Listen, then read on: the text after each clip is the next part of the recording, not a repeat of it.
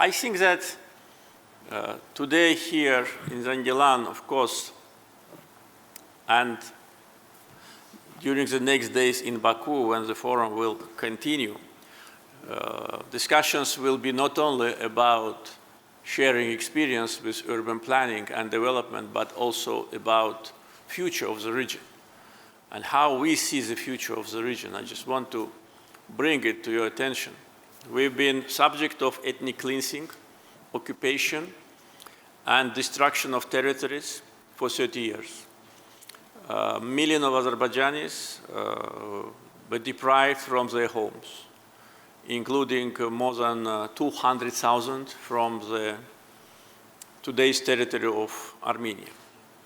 Our villages and cities have been destroyed, and for 3 decades, occupational forces did not allow us to come back, and they were actually blocking all the efforts of international community to find a peaceful settlement to the conflict.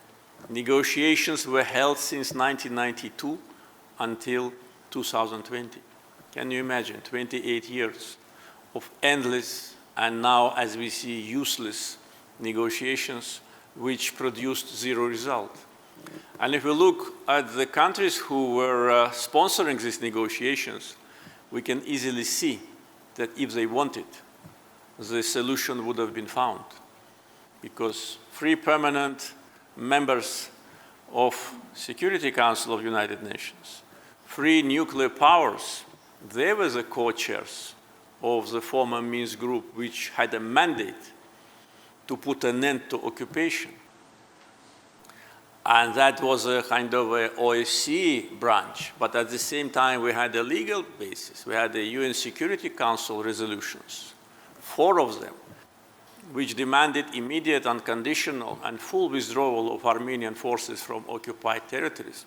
And those resolutions were adopted in 1993, but they were not implemented because of lack of political will.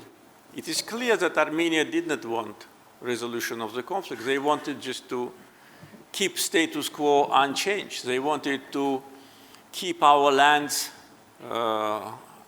under their control forever. And they were conducting the illegal settlements, by the way, including in Zangilan. Maybe in Zangilan it was not so widespread, but in Lachin, in Kalbajar, in Shusha, there have been thousands of illegal settlers who came from Armenian diaspora, from Middle East and other countries. So Armenia was violating all the rules and norms of international law, committing crimes. According to Geneva Conventions, illegal settlement is considered to be a crime, but international community did not impose sanctions on them, did not even publicly accuse them, did not even call them straightforward to pull the troops back from our territory. Therefore, the fact that the Second Karabakh War started is not only because of Armenia's occupational policy, but because of ignorance of countries which had a mandate to facilitate negotiable peace. And that peace was achievable. Azerbaijan was always very constructive on negotiation table. We were waiting for 28 years for justice to be restored, but then we had to restore it ourselves for 44 days, and we did it. And 44 days war of 2020 was inevitable. First, because of the reasons which I already mentioned. Second, because Armenia wanted to freeze the situation forever, thinking that new generations of Azerbaijanis will not think about Karabakh, but they were wrong.